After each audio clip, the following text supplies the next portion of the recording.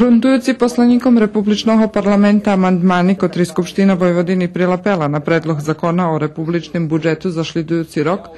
председател Скупштини Војводини Иштван Пастор варал že Војводјански парламент поднесол 3 амандмани на предложени закон за јасну амбицiju že бише за скорекцiju предложеного текста сполњала уставна гаранција и Војводини обезпечело најмање 7% буџету Србији.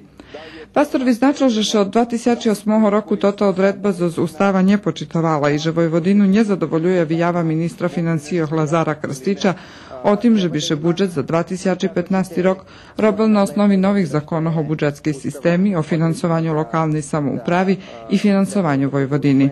On duma že je stan alarmantni, pretože u Srbiji njemaju šitski jednaki prava na život i zdravlje. Ministar financija Lazar Krstić varal že zakon o finansovanju Vojvodini nje postoji, a zakon o finansovanju lokalnih samoupravoh nje obhodne premenjice.